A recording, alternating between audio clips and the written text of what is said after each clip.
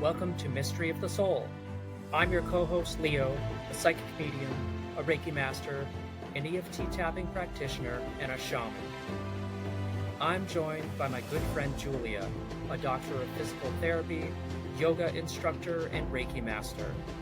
Our podcast explores the depth of the soul, the spiritual, and the supernatural.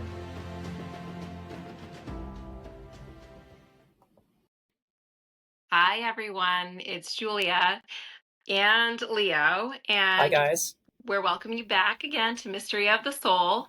And tonight, I have the absolute pleasure of introducing Dr. Kristen Poe, who is a very dear friend of mine. And I'd like to turn it over to you, Kristen, and have you tell the listeners a little bit about yourself.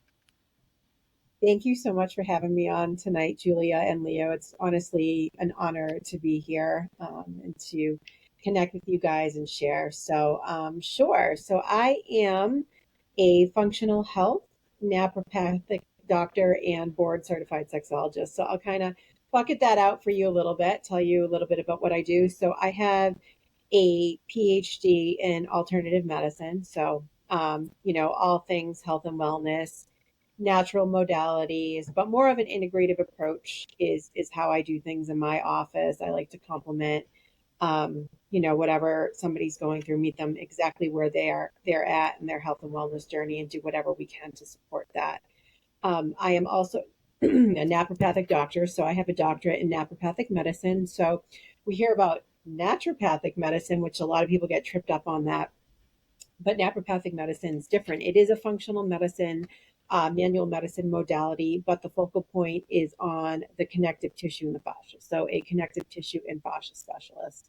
It differs from chiropractic in the sense that chiropractors, it's a similar thought process and modality, but chiropractors line up the spinal cord and focus more on subluxations and getting the bones back in place, where we look toward more gentle techniques to align the fascia and connective tissue so that the joints can stay where they need, the bones and stuff can stay where they need to stay. And then, of course, board certified in sexology as well. And a lot of people get tripped up on that too. Like, what is that? It's more than just being a sexual health and wellness expert and educator. It looks at intimacy, relationships, attachment styles, allowing people to connect with themselves on a more sexual and spiritual level so that they can be the best version of themselves. So hopefully that gave a little bit of a snippet of what I do, all tied into one briefly.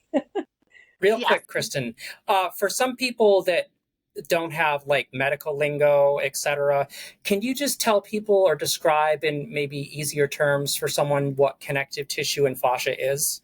Sure. So fascia is something that covers every organ, every joint, every big system in our body. It's a thin layer. So for lack of a better way to explain it, you know how sometimes it's kind of gross, but you get, raw chicken breast and you're going to cook it and you have almost that thin layer on the outside of the chicken breast. That is your fascia. So it really is very pervasive throughout the body. It covers everything. And I think the most important thing to note is that there are so many nerve endings and sensory input from the fascia that it's almost doing somebody a disservice not to address it just because it is so pervasive and connected throughout the body. So Thank you. That thing covering, that's almost like a spider web, if you will, throughout the body. Yeah. And I mean, we talk about this stuff all the time because I'm doing those types of things in physical therapy. And so Kristen and I, over the years, have like bounced so many things off of each other in multiple ways. And just so that you guys all know, I met Kristen 10 years ago, right? About that. And her oldest child and my middle child were in a class together at the little gym.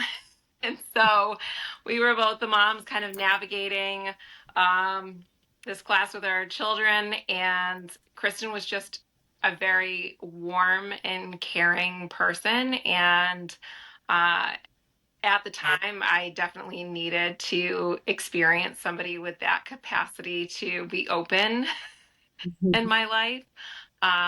And she was absolutely wonderful. And I think you were pregnant with your twins at that time, right? I was, Yeah. yes. And Yeah. so we had a little bit of a gap with seeing each other, and I think you were just really busy during that Yeah. time. Yep. Just trying to survive and navigate new mummyhood with three babies at that Yeah. point. For sure. For Yeah, sure. and then we got to connect. I think it was like a few years later because I think the twins were probably about 3 or 4 when we Yes. reconnected. Accurate. Yeah. Yeah. Yeah, that's like a perfect snippet of pretty much how we met and what the timeline looked like. But I think the reconnection is where, things got really like, I guess, powerful and magical, if you will, Yes. professionally and personally. So, obviously health and wellness is my life. It's what I'm passionate about. It's what I like to help people with. Obviously what I've dedicated my life's work to. But I think I had one of the biggest health scares of my own life around this time period. I had traveled internationally with my husband, and came home incredibly ill. First thinking maybe I just, I ate something bad. This is gonna pass. Um, but unfortunately, it was something that stuck with me for a good 6 months and led to some very intense uh, physical deficit that was terrifying. Um, I was losing neurological capacity. I was losing feeling in my body, my strength. I could barely get out of bed. I had three babies at home, and nobody could figure out what was going on with me. Everything was coming back clear. So I firsthand experienced what a lot of my own patients go through. I had never experienced anything like that before. I mean, a couple years prior, I was a fitness competitor. I was in the top shape of my life. I mean, I never dealt with anything like that. So it was a terrifying thing to just continue to get sicker and sicker and have everybody tell you that you're fine and nothing's wrong. So part of what was recommended to me was to go to physical therapy. And who's my physical therapist? Julia. So we had that, oh my God moment. And it's just been like that ever since. But I was told at the time, and I know Julia remembers this, all of your neurological deficits, it's because you have a slip disc in your neck. Mm. And Julia was the first person to say to me, okay, you might have a slip disc, but she said, absolutely not. Are all these symptoms caused by your disc? She said, there's something more going on. So just follow your intuition. And to kind of piggyback off of that, kind of fits in what we're talking about today. I had connected with a Native American shaman around this point in Connecticut. She's in her 80s, just incredible. Like, I mean, what you think of like Native American healer, she was just tremendous. And shortly into speaking to her, she said to me, you haven't been so well yourself. What's going on? And I said, yeah, I'm doing better now. But I said, I traveled with my husband internationally. And I said, and I, was dreadfully ill. I told her all my symptoms. And she said, um, there was a new blood in your body. She said, what did you eat? Did you eat seafood while you were there? And I said, yes, a lot of it. And she said, you ate a sick fish that poisoned your blood. So it was a toxic metabolic, which my father is a physician and he had surmised that from the beginning. So all of this, I had testing done. I was from neurologist to neurologist trying to find answers. And here I am 10 minutes into a session with this amazing shaman. And she picked up that I had gotten a fish toxin poisoning, and was able to help me move forward with cleansing myself to get better from that fully.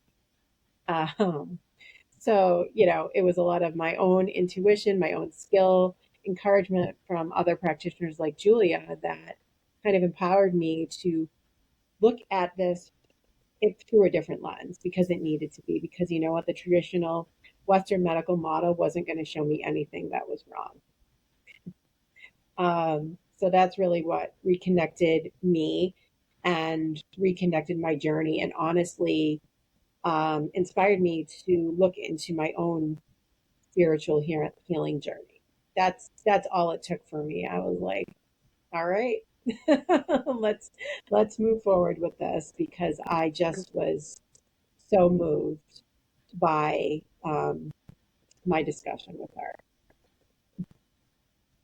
The other thing I just was thinking of as we're recapping, one of the things that I actually didn't think of until just now, time and time again, I'll kind of go through the recording of that session because she did record it for me, and she told me that in a previous life I was a researcher and a healer, and I created or invented something that helped so many people in a previous life.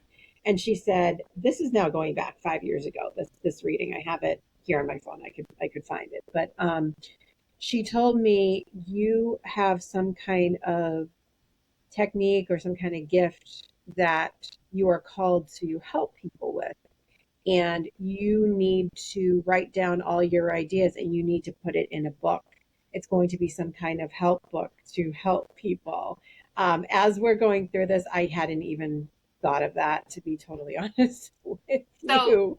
just so everyone knows, Kristen does have an amazing book out there right now, and I know it's amazing because I have read the entire thing cover to cover. So it Me too. is now vetted. It is an incredible book, and I think like it's amazing to see how these things evolve, right? Like you're looking back at Yeah. this information from years ago about you're going to write a book, and now here you are. And she said, you need to write a series of books, book one, book two. And she said, and they need to be techniques and teaching that you're going to help and inspire people with. Like I said, this didn't cross, honest to God, this did not cross my mind in my book process in any way. I just kind of remembered. Welcome to the universe. I Yeah. know. Yeah. So there's that. There's that for sure. So, yeah, I really looked at my book, which is called Health Boss, as my life's work, sharing my life's work. I think we live in a world that is noisy. And by noisy, I mean we live in a very tech heavy world, which, of course we're blessed for. I mean, my whole practice, my whole life, my whole business is run on tech, right? At any given point, got my laptop going, my earbuds, my watch, my phone. And that's only going to increase. That's just the nature of the world. But with that also comes, I think sometimes a clouding of our own thoughts. It's everything's chaotic, everything's hustle and bustle, everything's busy. And I think with having so much information at our fingertips, sometimes we can end up more confused than when we started. I mean, any one of us can go on Google or Chat GPT or whatever and look up a health topic, and you can get more information on that health topic than you cared to get. You might have just wanted a simple answer to something, and here you are with pages of information, and you're sitting here like, okay, what am I supposed to do all this? So really what my inspiration goal was to quiet that noise down a little bit for everybody and to get to the simplified information, real world things that we shouldn't take for granted that can just help people move forward and level up and be a healthier and better. If you're healthier, you're better. That's how I see it. Anything we can do to make ourselves healthier makes us better as humans on a mind, body, spirit level, because health is literally the foundation of everything, our physical health. If you do not feel good, you cannot evolve and level up in the other aspects of your life. I don't care how many amazing things you have going. You could be a billionaire on a yacht. You could have everything money can buy. You could have everything around you, family, friends, whatever. But if you don't feel good and you are ill, sick in bed, you cannot you cannot have everything that life has to offer you. So my urgence with the book is to it's never too late to make even one small step to better your health and wellness, to help you live longer, be better, feel better. So that's really what the inspiration was behind my book. And I'm going to give the plug. The name of the book is Health Boss by Dr. Kristen Poe. And we will have a link in the show notes so that if you guys are interested in going and buying it, again, I highly, highly recommend it. Kristen, what role do you feel like suffering plays in spiritual growth and healing? I think it plays the main role. I think if we're suffering, I think it acts as a roadblock to get us to our higher selves. However, I will also say that has a dual side to it, because with suffering sometimes comes clarity and lessons. I know for me, any suffering or trauma that I've been through in my past, I think at the time going through it, that's where it prevents us from moving up. But I think with time, we look back at the suffering, we say, oh my gosh, my suffering was for a purpose. With you can't have the light without the darkness, in my opinion. That might sound a little cynical in some ways, but I think light, true light, comes with darkness. I know, like I said, I can, we could sit here and talk about a few pretty traumatic things that I've had in my own life, which I think we all have some kind of trauma that shapes us into who we are. But I have gotten the most clarity and the most self-reflective, self-awareness from the trauma, the darkness I've been through. So I think it's an initial cloud, an initial block towards spiritual elevation, but then I think it serves as the pathway to it. So I know that was kind of a dual answer, but No, in my Yeah. I agree. And I mean, I think, Mhm. all three of us have probably chat about this in one aspect or another. Because I think that so many people out there, when they are suffering and they're like, we even have spoken about, the dark night of the soul on other episodes. And it's, your soul is also going through that evolution in this lifetime, right? You're here and it's trying to grow and blossom into more. So when you think about it that way, it's if it was just a linear path, that'd be much easier for all of us. yes, Right?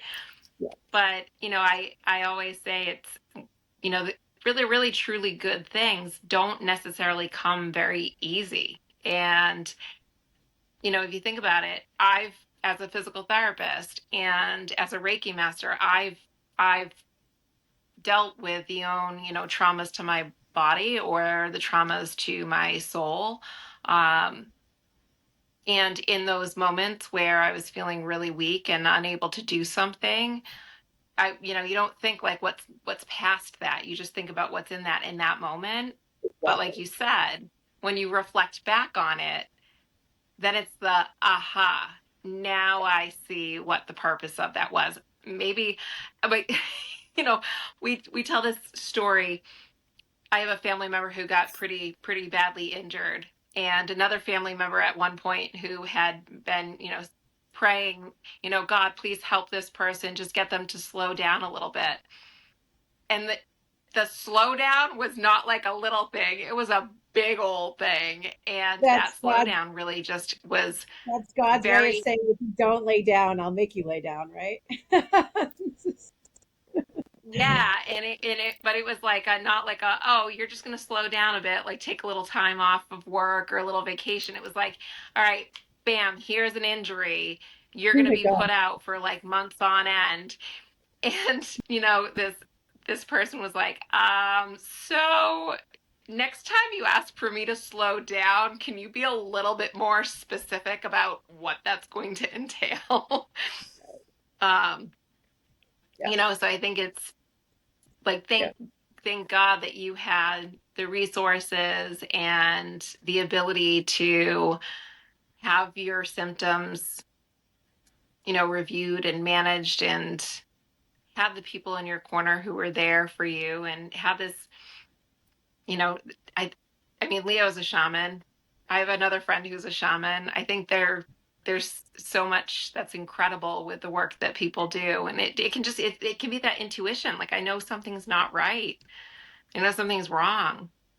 Yep. And you know what? And that's some Leo.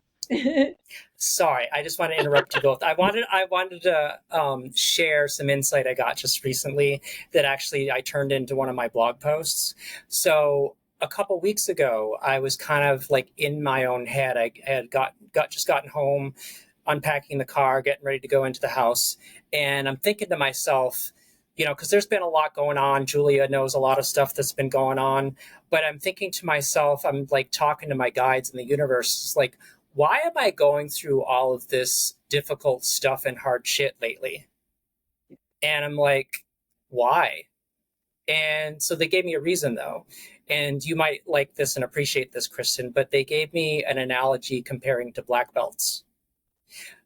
So they compared us to black belts in the sense that when black belts train, they don't stay sharp, they don't stay focused without training consistently. Mm-hmm. And so like all of our life's obstacles and challenges that we've been given, that we've been through, we are going through, and we will go through, it's kind of like our metaphorical dojo. And so all this life stuff that we're going through, we're kind of like these black belt healers that we're training to become the leaders and the teachers that we're meant to be. And I know deep down that everything I'm going through is kind of preparing me to be ready to be the person I need to be for those people I'm going to help many times down the road. Love that. Yes. Yeah.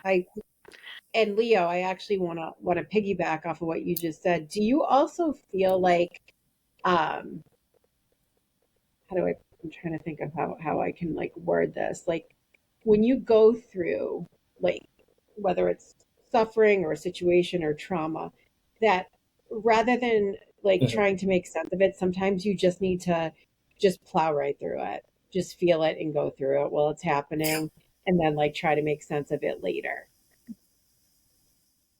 Easier Well, said than done. it's easier said than done. I mean, I said to Julia before you got on here, it was kind of like a little bit of a hellish day for me because like my ankle has been bothering, my ankle injury, and like I deal with a lot of anxiety, and I had a couple panic attacks today.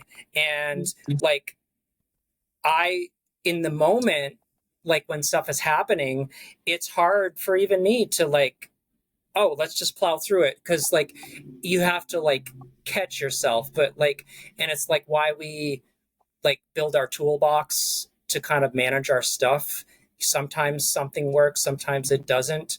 But I think it's kind of like with meditation, it's a practice. And like you get better at meditating when you practice. But if you understand, it's more about like being present and grounded, not so much about like shutting off the noise in our head, but it's getting used to building a practice and being able to kind of catch those thoughts or catch those things that we're going through and realizing, oh, wait a minute, this feels really uncomfortable right now, but I do have a choice. Right. So I can take a breath Yep. and, okay, what can I do? And so, like for me today, I tried a little bit of my tapping, but the other thing that I know works to kind of like shift your nervous system is I actually use some cold ice on the back of my neck. Yes. Just to kind of shift things. So my tapping wasn't working this morning or today. And so I resorted to using something else. So just, I think being open to other possibilities, even if like all the tools you're using aren't working. I think it's kind of like thinking outside the box and not beating yourself up about it also. Yes. So I That's have what I have two things, guys. One is I think that there's this want, or maybe you feel a need to plow through it, right? I love the lotus. I think sometimes you just have to sit in the shit, and then that's it. something beautiful is going to grow out of it. Mm-hmm. That's what I meant. When I So, said plow I through it, think that that's sometimes, yes. Yes. yeah, I think, sometimes it's that like sitting in it, and that's where it's like taking that breath, finding that moment, looking for what can maybe put the mind at ease, or maybe take the ego out of it, because that's the stuff that's making it feel really icky, right? But I think, the other piece of it is you really like a lotus growing out of the mud. It doesn't know where it's going. It doesn't know what it's going to become. It doesn't know that the beauty that's going to be created from it. And that's a really hard place to be. So when we're in that moment, it's really hard to keep maybe that faith, or maybe keep that um just that like integrity about the situation. It's how can I remain calm? And that's the challenge, right? Mm-hmm. But that's where all of the things that we know, Leo, you said tapping, maybe it's meditation, maybe it's breathing, maybe it's, you know, disconnecting in some sort of way. I know, Kristen, you and I both are like, put me on a nice warm beach with a palm tree, and like I am golden. Right. Um, Exactly. so, Exactly. it's, where can you maybe find like a little escape when it is that moment? The other thing that, Leo, you said about putting the ice on the back of the neck, and I know, Kristen, you just had an experience with doing a cold plunge. So, I literally Yeah. yeah, I was going to yes, say, and you had I didn't such have an a cold incredible plunge. experience. Yes. Yes. And you wrote about this in your book, so I'd love for you to kind of just Good. share this with everyone, because I thought it was an incredible and very relatable moment that people would probably love to hear about. Sure. Yeah. So let's just preface. I own how I am. I'm a little bit bougie. I hate being cold. It's one of those things. Like I just don't like if I'm cold, I'm like, oh, I can't deal with it. I don't like extremes of temperature, and I don't like unless I'm hot on a beach, then bring it on. But I was like, oh, I'll never do a cold plunge. Like that sounds horrible. Like why would anybody ever do that? Like I understand the health benefits of it, but whatever. Like no, thank you. So fast forward, I'm on vacation with my family, and I get migraines every now and then.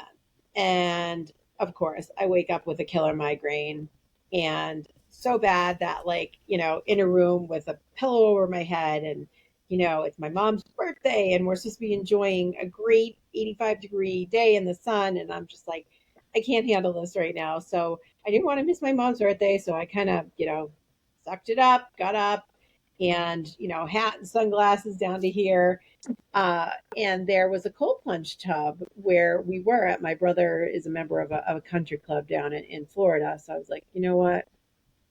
I'm desperate at this point.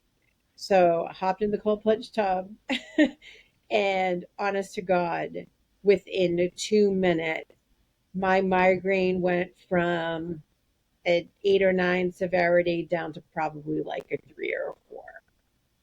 So I was like, I bow to you. I believe in you. The and I think this is a lesson for life, right? The discomfort was worth the result. Sometimes we have to live in discomfort. Sometimes the pain leads to something better on the other end. And I think as we grow and evolve, one of the biggest takeaways is sometimes you have to be comfortable with being uncomfortable. Mm-hmm. Sometimes you have to embrace the pain or the discomfort or the uneasiness that comes with certain things if there's going to be something better on the other end. And that was just a little reminder that sometimes an open mind is all it takes to get to something better. In this case, it was the cold plunge. And the other thing, Leo, that I wanted to kind of piggyback off of what you had talked about, um, I think sometimes it's okay. And this is something that I'm learning to give myself permission on too.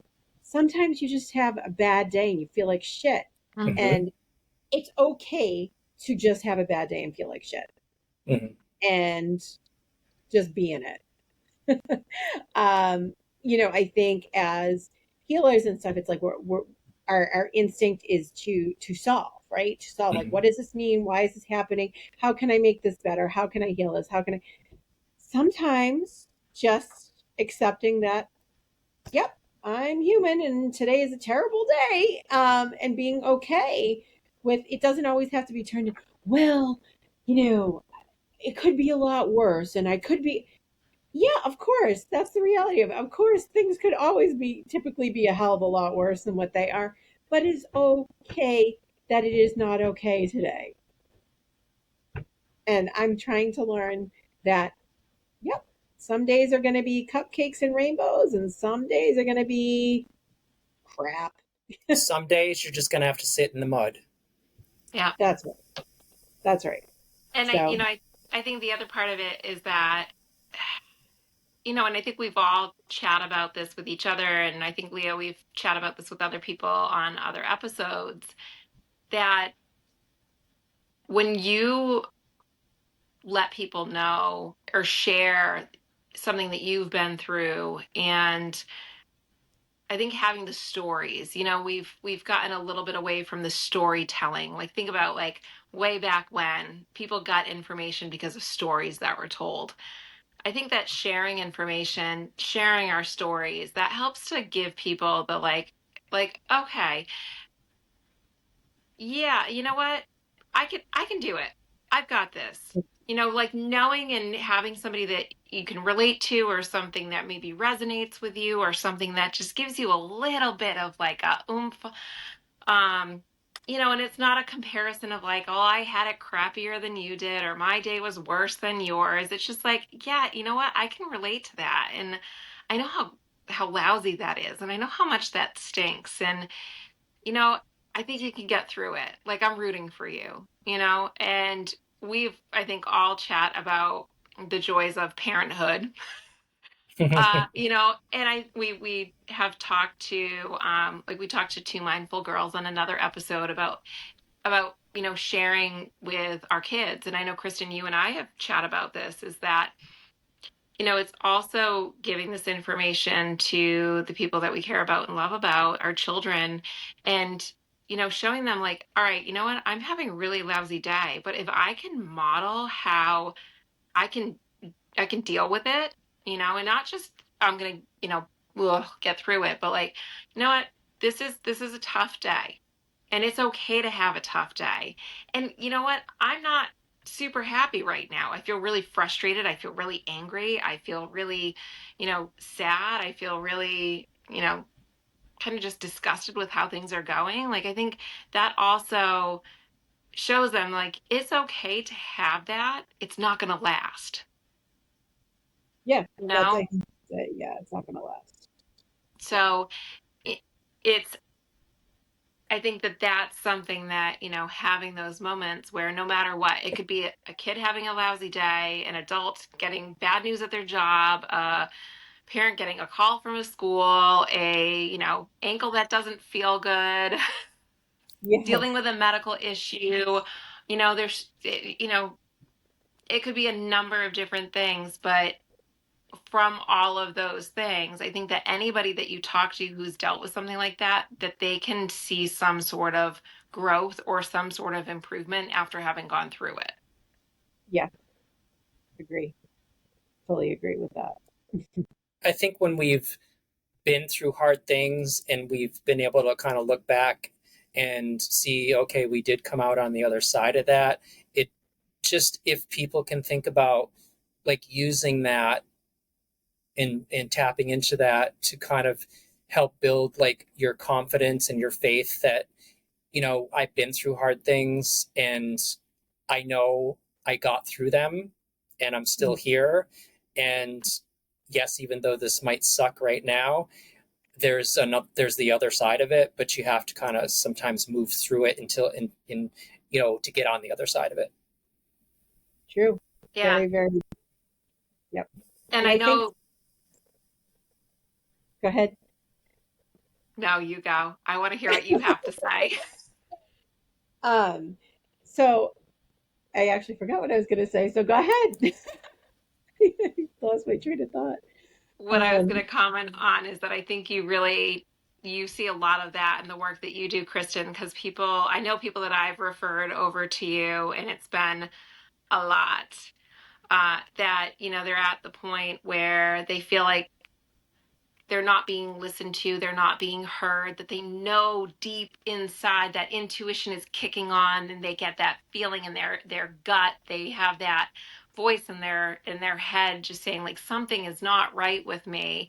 And I've seen my doctor, I've seen this provider, that provider, and that's like every something's just, patient that comes in. So that's like everybody yeah. that comes in pretty And I was much. going to say, I think you also have to applaud people for the fact that they're so in tune with themselves that they know it's not right. And then they get to work with you, and it's a huge change. I tell people, I don't care how perfect your labs look. You know you better than anybody else.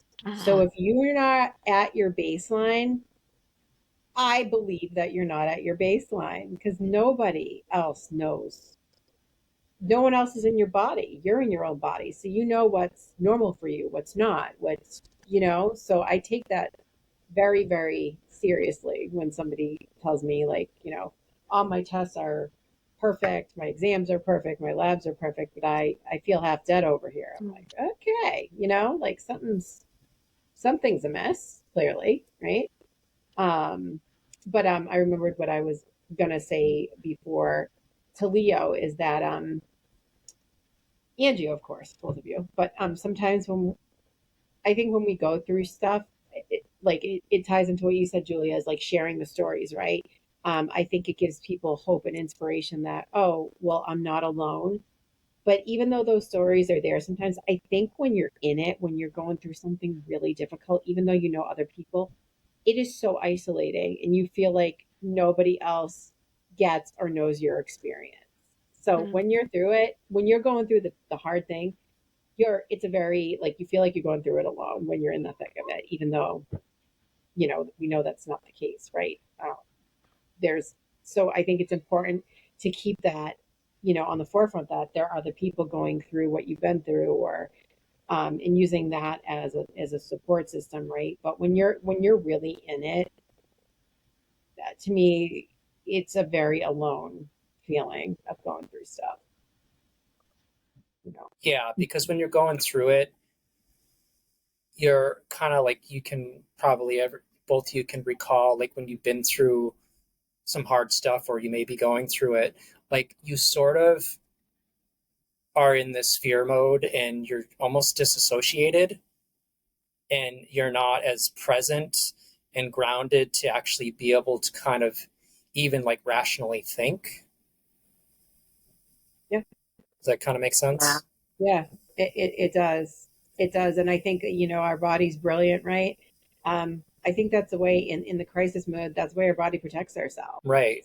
Times when you feel so much, your nervous system's like, all right, tapping out, because if I Hmm. feel anymore, I'm not going to be able to Hmm. survive this.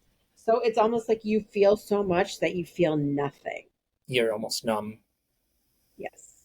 That's that's when your nervous system is in a jumble.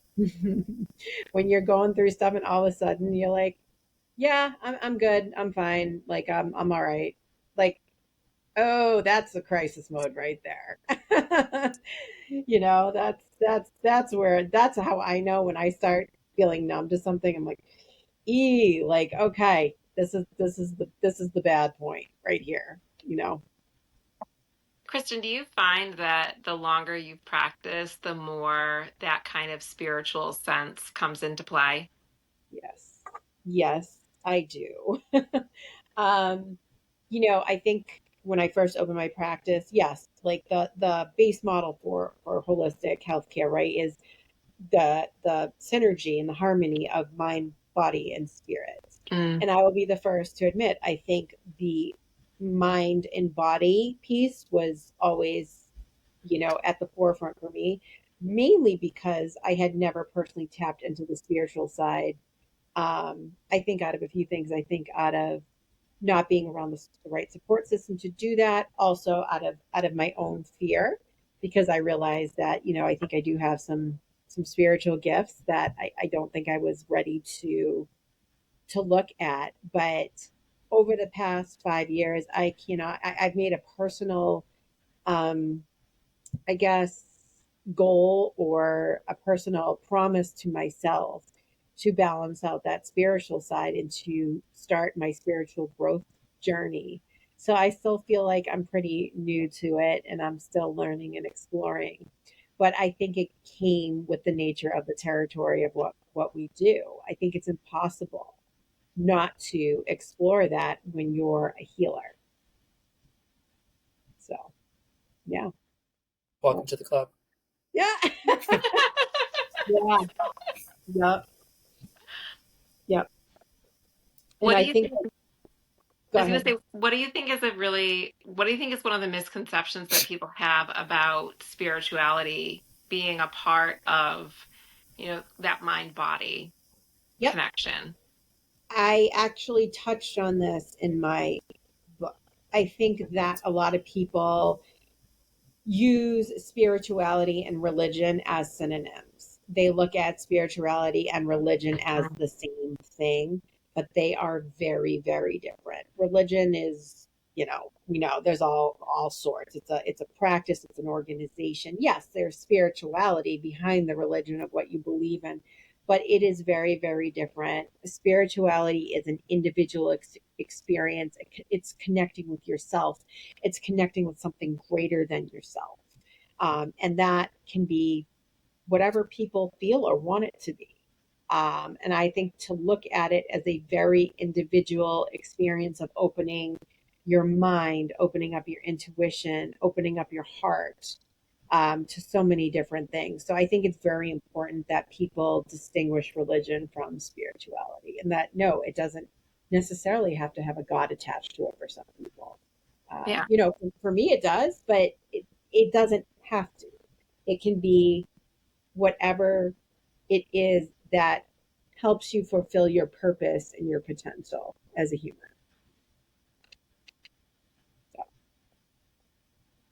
Do you have anything that you want to say about any of that, Leah? So. Um, I'm getting like a little bit of a, there might be. I'm still processing a little bit. Um, what do you, I guess personally, Kristen, like what what for you like are some of like your spiritual connections that like help you every day? Okay, so for me, I do pray. Um, I am Christian Catholic, so praying is a big way that I personally connect. But another way I connect truthfully is with gratitude daily. Um, I make sure at some point during my day that I express either verbally, writing down, or just honestly quietly in my head everything I'm grateful for and how far I've come with certain things and certain things I've gotten over. So I think it's important to count our blessings every day and Yeah. to acknowledge them.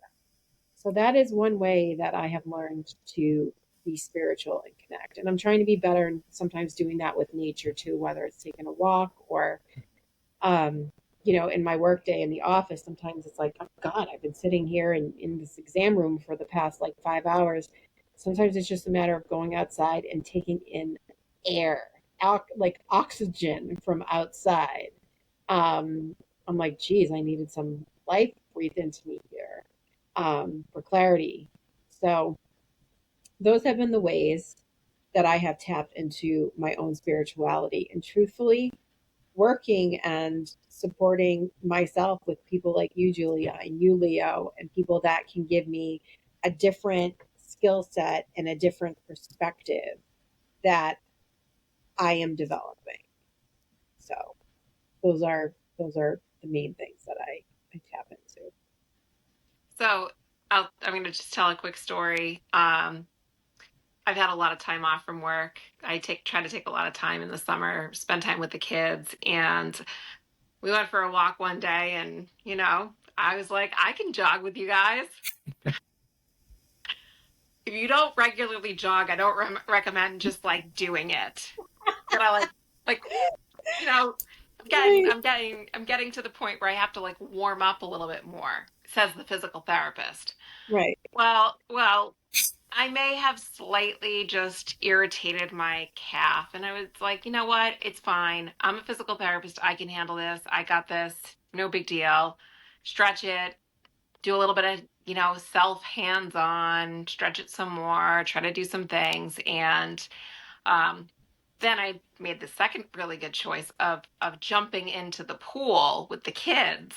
And there goes the calf, like that. And my good friend Leo helped me out with my calf. If you need a massage, I recommend it.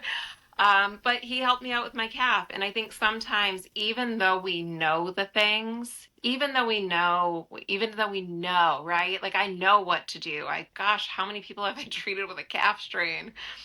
Sometimes you have to ask for help. And you have to be willing to accept Accept. it when it is offered for somebody who wants to help you. And I think that that's one of the other pieces is that, everyone can have that. I can do it on my own. No, I can take care of this. I have to deal with this by myself. And the reality is that we are all one. I believe we are all one. Whatever you feel like your source is, like I still think that maybe we all have different ways that we get back to that source, but I think we're all, that same source. Um, but we're one. And so it's also that you don't have to do it all alone. I love that. And when you do ask for help, just as important, my grandmother said, if you offer help, you've also got to know how to accept it. And it's Yeah. hard to do, especially when you are of a certain mentality. I've got this, I can do it. I don't need to ask for help. I'll offer it, but I don't really need it. But the reality is that what's it going to hurt to accept it? You Yeah. know, I Yeah. think there's so much, and it's a very, I think, symbiotic relationship because the person who's helping you is going to feel really good about helping you, and you're going to have a little bit taken off of your plate. Yeah. So it's a good Yeah. thing. And I think you're right. I think one of the blind spots that we all have is that we can never be objective with ourselves. It's not possible, right? So honestly, I was just thinking about the whole situation when I fell ill. is that it's like, okay, here I am, like I deal with people with all sorts of conditions, diseases, illnesses. Da, da, da, da, da. It took me a little bit to be like, Kristen, put your thinking cap on. If you were your patient, what would you be doing right now? Ding, ding, ding, ding. But it took me a minute, like you can't, when it's your own suffering, your own reality, you can't be objective about it. You just can't. And that's where that humility comes in with like, okay, let me ask somebody that can be objective uh, to help me or to give me some clarity or to give me some insight. Um, I know facts. I've read a lot of different things on thought leaders and famous people, and they all will have a team of people, whether it's a therapist or a coach or, every doctor needs a doctor, every coach needs a coach, every therapist needs a therapist. There is no successful person that doesn't have somebody behind them giving them an objective view of what's happening in their lives and what's happening with them. Yeah. I And don't think that's, you get no, great that's without. so true. Mhm. So true. Mm-hmm. Yep. I will We're, always have a team around me of, and that comes to surrounding yourself with people that make you better, right? Make you better in different ways. That's a work in progress, right? I think as we go through different relationships, difficult ones in our life, we realize the ones that matter and the ones that feed us and the ones that grow us. well, I'll tell you what, I mean, all the growth that's happened in my life hasn't come from me being comfortable. No, it Right? never does. Never is.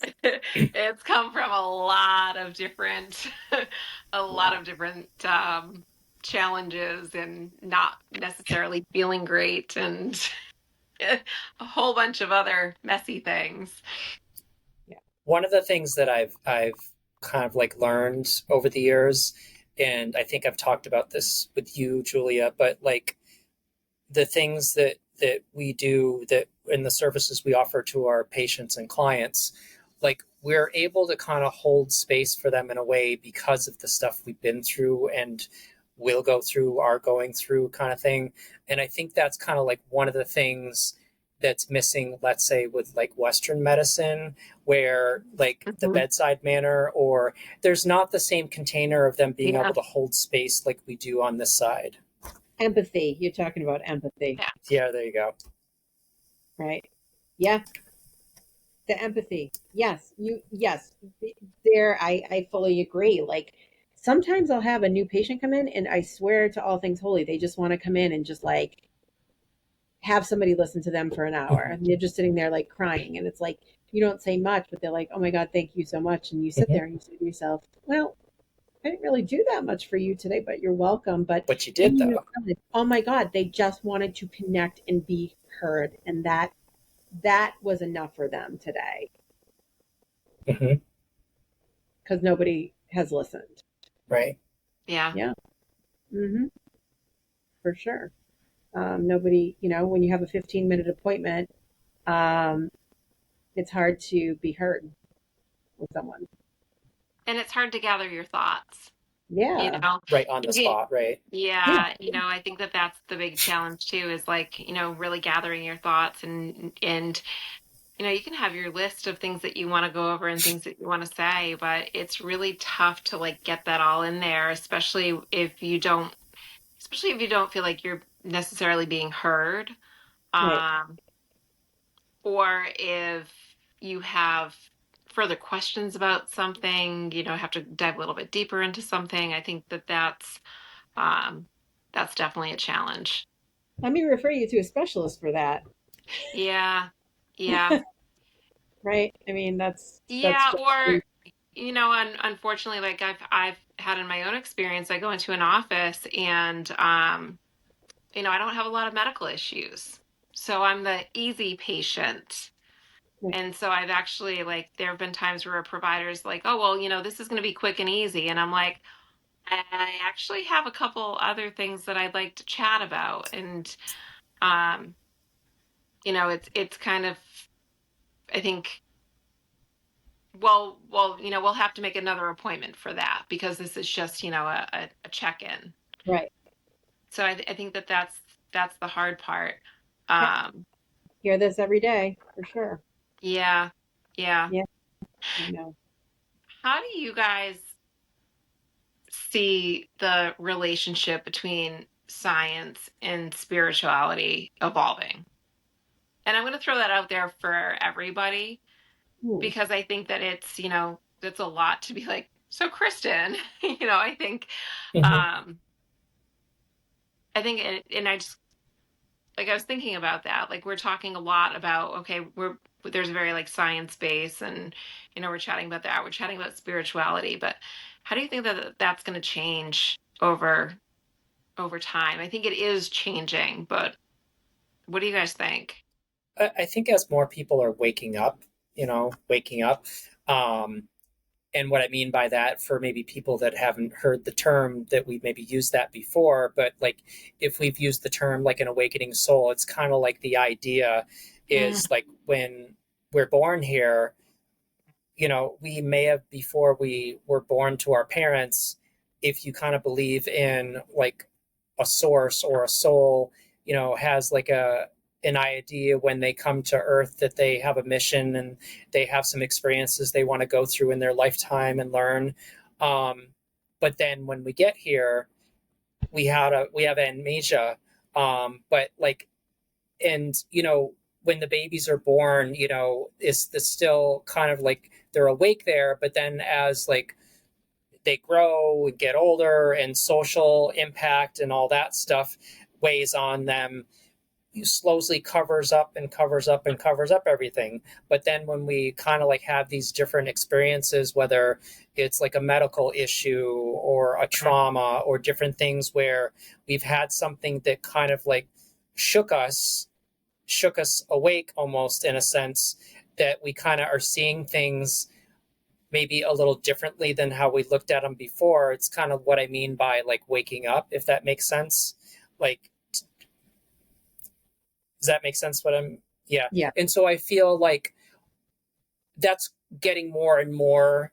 It's happening more and more with more people. And there's a lot of talk of like, generations that are younger and the ones to come, they're coming here like more woken up than maybe generations past, and they've got almost like a head start to this than maybe we did like 30 years ago or whatever it is, if that makes sense. But there's a lot of like leaps that I think like spirituality and science are intersecting.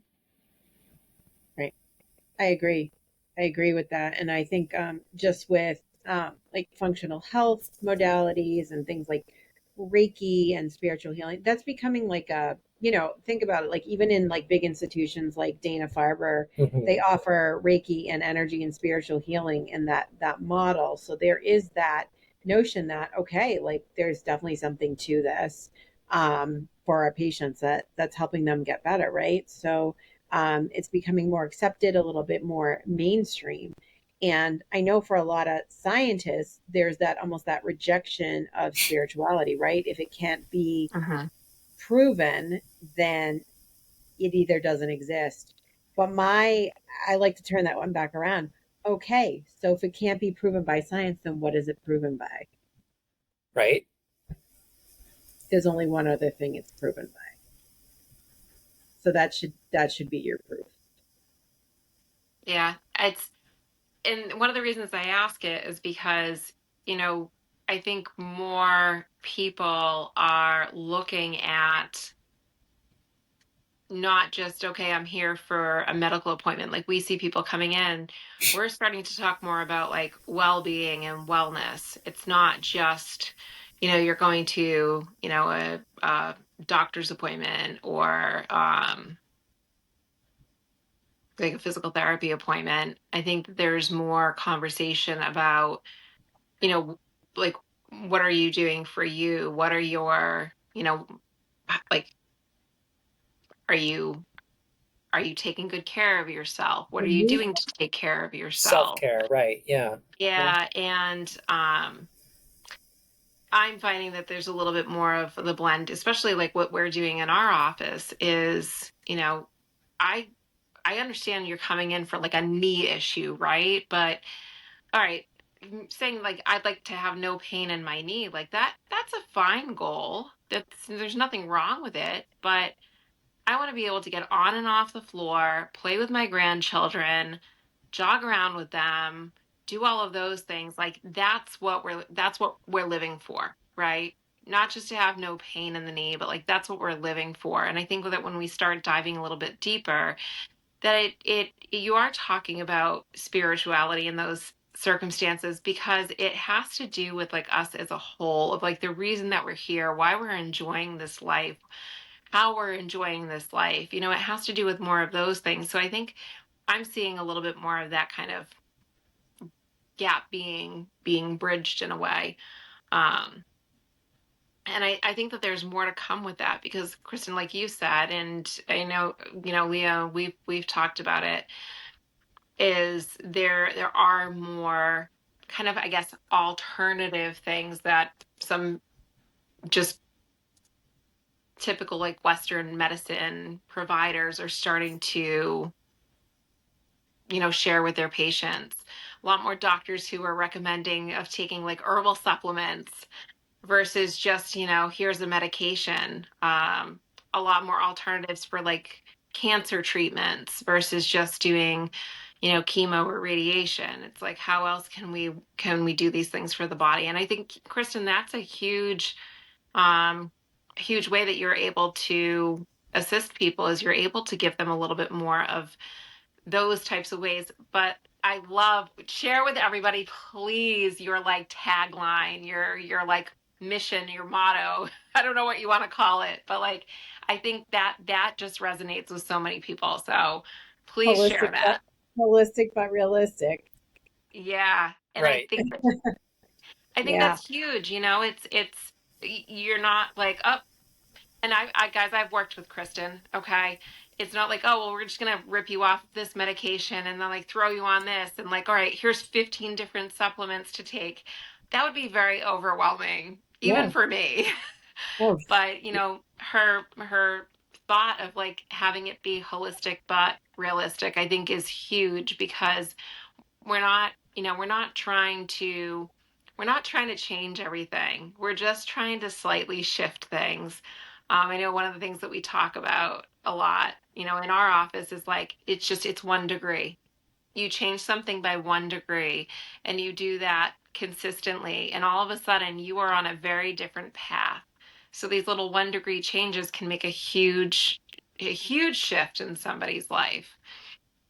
love that. That's 100% true. And that's exactly what we try to do. And for me, like the holistic but realistic part is I try to like walk my walk and talk my talk. So it's like, I think part of living holistically is enjoying the things life has to offer too.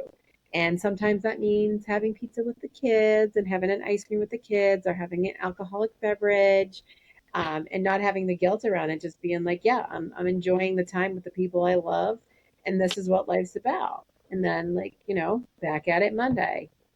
Great. You Or know, a Brinner. Kristen and we did with the kids a breakfast for dinner. It's like, Well, that's gosh, always good. we had like waffles and we oh, did God. eggs and I Oh, think yeah. sausages. I mean, like we did all of the like, all of the breakfast foods and we just We had like did a smorgasbord of like everything. free for all with the kids, and everybody loved it. It was great. It I was. highly recommend do a Brinner if you haven't tried it. Oh my gosh. I mean, who doesn't like breakfast food at all times? All That's right. so, like, sure, let's not eat bacon at dinner. Like, what? Why not? No, So, you're Kristen, I did want to take a few minutes also and to go back to your book for a second. So, can you explain a little bit in a few minutes or whatever the functional hair lab panel and sure. how important it is with your practice and kind Yeah, of explain to people why and how it's so helpful? sure, sure. So my original story about how I fell ill, this was actually one of the catalysts that led me to this panel, is like when I finally was like, come on, Kristen, if you were a patient, what would you do? So I started looking at different tools and I came across this functional lab panel, this hair lab panel. It's very outside of traditional Western medicine because, my understanding most of the time is most people that come in have already done their due diligence. They've done the labs, the testing. We've already checked out to make sure nothing ominous is going on, right? So now we have to look at everything through a different lens, a lens that nobody else has looked at things, from. So it is not a diagnostic, but rather an educational tool, a deep dive into parts of your health and wellness to optimize them and to level them up. So first and foremost, as we said, it's done through your hair follicle. I know that sounds insane, but hair lab tech has actually been around quite some time. It's been around for centuries, but truly since the 1970s, it's been used for different facets. Right now, it's a cornerstone for drug testing, for metal and toxin testing in a lot of ways. So it's becoming more evolved and more sensitive, which makes so much sense to me. Because if you think about it, your hair grows right out of your body, right out of your tissue. Like it's going to hold some information and some things that are going on. So this particular panel tests you against probably around at this point, I think they're up to about 1,200 different kinds of foods and tells us your level of compatibility with those foods. Now, I look at it as a step further. Sure, anybody can go online and get a food sensitivity test done. I don't just look at it as, oh, you're sensitive to this, let's cut this out. Most food incompatibility or intolerances, if you want to call them that, sensitivities, are an end result of something being off in the gut. So most food sensitivities need to be addressed from a gut health perspective, whether it's a microbiome, a digestive enzyme, pH balance, something. So I look at these types of things through that lens, is what is the deeper root. I don't just buy a sensitivity, which is very different than an allergy. That's a whole other topic. An allergy is an autoimmune condition that can be life threatening, but a sensitivity is non life threatening, and it's usually an end result of something deeper going on. It also looks at environmental sensitivities, anything that would topically touch your skin or that you would inhale. It looks at vitamin, mineral, and nutrient imbalances, which again is a two-pronged approach. Either we need to balance these things out because you're not getting them, or more likely, people are getting them, but because of something going on deeper in the gut, they're not absorbing and getting optimal nutrient density out of their foods, right? So we want to help them optimize their nutrition. It also will touch on heavy metals, which obviously are important. We live in a world that is, surrounded with metals and toxins. So we kind of look at what your toxic burden is and, is that something that would be beneficial to support and address? It touches on hormones, but even more important, there's two additional sections on the gut health. One is on your microbiome, so it won't just tell us like, oh, you need a probiotic. If you need one, it's going to tell us the strands that you need, so we actually can really personalize and concierge the approach for your gut. Likewise, it'll also look at digestive enzymes, pH balance, absorption, breakdown, things like that, so that I can then put together a personalized wellness plan to make the suggestions that your body is asking for. So when I say that this is, kind of a cornerstone of my practice, that's what I mean. It really gives me a blueprint of view, and I'm only suggesting exactly what your body is telling me to.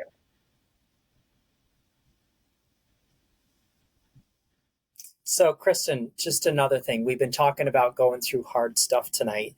Can you talk a little bit about what's going on with people's bodies when they're subjected to chronic stress? Oh my gosh. To me, stress should be a disease. There is a very real thing that happens with chronic stress, that it manifests into physical illness. Like that is not a hearsay, that is a fact.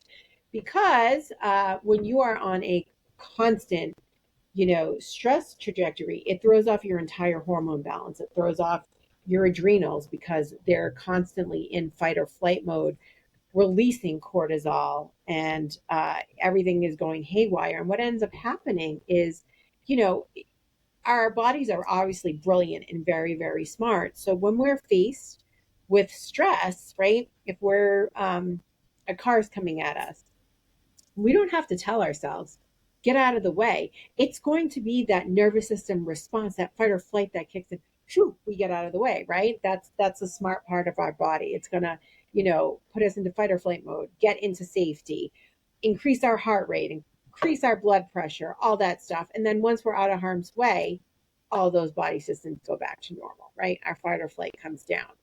But our bodies are also a little bit stupid because they cannot recognize a stressor that is life threatening from one that is not. So these chronic daily stresses that come up, oh, this work situation, this family situation, this, that, and the other, our bodies cannot say, oh, this isn't life threatening, so I don't need to activate. I don't need to release cortisol. It's going to release the cortisol again. It's going to go into fight or flight again. So what ends up happening is your body's like, okay, you're stressed out again. I'm going to release cortisol for you. I'm going to kick into high gear, but I'm getting really tired. I'm getting tired of doing this. I'm getting tired of releasing these hormones for you constantly. So now these hormones are getting depleted. And with that depletion comes with a lowering of your immune system. With the lowering of your immune system comes sickness, comes illness, comes with your immune system going into autoimmune mode and then trying to kick up to make up for it. And here we are having autoimmune symptoms. Here we are having constant sleep problems, constant pain, constant headaches, and with no physical explanation for it. That is what stress does to the body, chronic stress. It ain't good. Thank you. Yeah, for sure. So yeah, we do a lot with stress work. That's for sure. And I would say to like add on to that, just one of the things that I talk to people a lot about is that when your mind is not feeling great or when you have that high level of stress, um, it can create symptoms and pain in the body. It's psychosomatic. It's what it's called. Yep, So it has the power. The brain has the power to manifest something in the body. correct. So 100%. yeah, I mean, and that's where, like Kristen was saying, like that can have a huge impact. A lot of times when people have pain, if they chat a little bit about some of the stuff that's bothering them, if they have high levels of stress, the pain can feel a little bit better in the body. Um, it's a very real thing, and it's not something to be dismissed. It's something that I wouldn't say to somebody, "Oh, it's all in your head." It's a true physical manifestation of Right. those symptoms, and it's because of what Kristen was just talking about. Yep. And there's a huge connection too with naturopathic medicine with the fascia that we discussed Yeah. earlier. There was actually a course I took in school when I was it was called Fascia and Feelings, and it was the emotion, the nervous system connection and the emotional connection to the fascia because there's so many receptors, there's so many sensory endings and pain receptors that emotional trauma actually impacts the fascia. Hence, sometimes you hear people getting diagnosed with fibromyalgia, which is just chronic, widespread pain that doesn't have any other explanation, idiopathic in nature, right? That widespread pain, those feelings, those all that stuff gets stored. It gets stored in your connective tissue.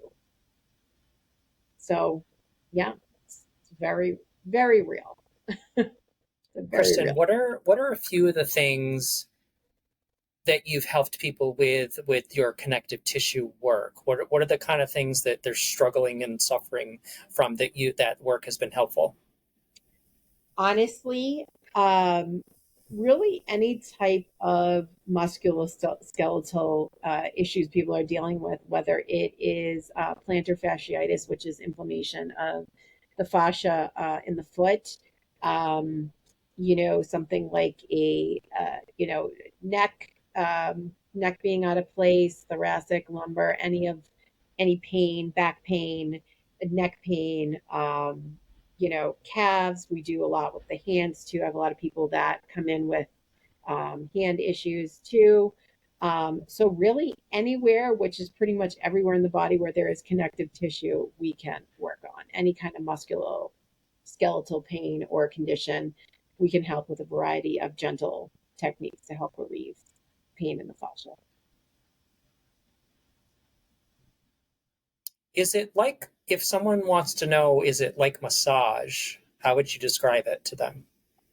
Okay, so let me put it to you this way. It combines some massage techniques, some chiro techniques, and some PT techniques, and then some of its own techniques. Oh, okay. So I'll walk you through I'll give you like a 1 minute recap of what a session might look like. So first person comes in, we go through health history, all that fun stuff. Talk about where the pain is, right? What's been going on. And, they get on my table and, I'll do some gentle movement to see what pain patterns look like. If there's any, what we call in naprapathy, we call them ligotites, which is another word in chiropractic. They call them subluxations. We Mm. look at, areas of opportunity, I call them. So those are the areas of dysfunction where the pain patterns are. And a lot of times what I find, so for instance, somebody's coming in with, oh, I can't turn my neck's stuck. I need you to work on my neck. And then I'm poking around in the neck. Does this hurt? No. All of a sudden, you get down to the mid back, the thoracic area. You put some pressure there, and they shoot through the ceiling. And it's like, okay, you're now having referred pain in your neck Mm. from here. So then we'll do some gentle manual techniques. That could be, starting with Theragun, manual techniques, but one of my cornerstones of my practice is Graston techniques, so Mm. instrument assisted soft tissue mobilization. Combine that sometimes with hot stones and cupping or something I call AccuStim. So it's really a combination of multiple different things. But one thing is there is no high velocity, there is no cracking, there is no snapping in what I do ever. It's all very gentle body work um, to help restore circulation, mobility in the fascia and the tissues for better movement and, hopefully what translates into less pain. Now, Kristen, do you just work with adults or can you work with kids too? I work with kids. I have babies come Yeah. in for their Naprapathic appointments, and they absolutely love it. I have yet to have a baby that doesn't love coming in. A lot of that is just, think of it this way: birth, although beautiful, is trauma Mm-hmm. for a baby. Mm-hmm. Right. So a lot of times they can get out of alignment, especially as they go through their own milestones from being an infant to then setting up to crawling, using new muscles, developing new things. We can just help them ensure that those things are remaining kind of aligned as they go through those milestones. And also a lot we do some gentle manual work always in an infant appointment on the digestive system. Mm. That's a big. Every baby that comes in will get a gentle body work napropathic massage, essentially, if you will. Not a massage like in the traditional sense, but they will get a napropathic of their intestines and digestive system. And 99% of the time, I have moms telling me shortly after, my baby just had a blowout. And I'm like, It worked. it worked. I'm like, correct. So, yes, we do. Great. Thank you. You're welcome. Is there anything, well, before we wrap up, is there anything else you want to maybe leave the listeners with, Kristen? Well, as my book says, health is truly wealth, and I will spend my life helping people be healthier in any way that I can. And if my book inspires even just one thing to be healthier, then my mission, my passion, my work is doing what it needs to be doing. Um, so I urge people, it's never too late. I don't care how old you are.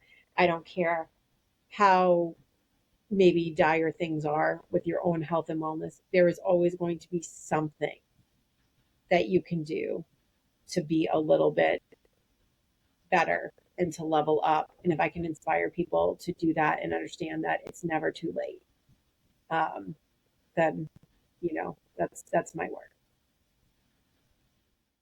And we're going to have it in the show notes, but how can people reach you and get a hold of you? So best way to get a hold of me is by email, Dr. Kristen Poe at poholistichealth.com. I also have on my website, poholistichealth.com, I also have a contact me tab. That's a great way. I also have a text line, 508-388-2853, where people can text me with questions, inquiries of any sorts, comments, anything like that. Great, thank you. Anything else, Julia, that you want to say? I'm just thrilled to have had you on the show, Kristen. I think that what you're doing is absolutely amazing, and I am so excited to see how things evolve for you. It's been amazing so far. It's just, I think, like your shaman said, you have some good stuff coming. Yep, there's definitely more. My first book was honestly just a baseline, but there's more coming. That's what I'll say for now, for sure. And it was honestly a blessing, an honor, and a pleasure to share this time with you both tonight together. It's always powerful when you have amazing people like both of you around. Thank you. Thanks, Kristen. Yeah. So guys, don't forget to like and subscribe, and we'll see you next time. Have a great night. Good night. Good night. Thank you for listening to Mystery of the Soul. Be sure to subscribe so you never miss an episode. If you have a question, topic suggestion, or just want to say hi, we'd love to hear from you. You can visit our website at mysteryofthesoul.com. Reach us on Instagram, email us at mysteryofthesoulpodcast@gmail.com, and if you're interested in booking a session with Leo, visit his website at leojmccarthy.com.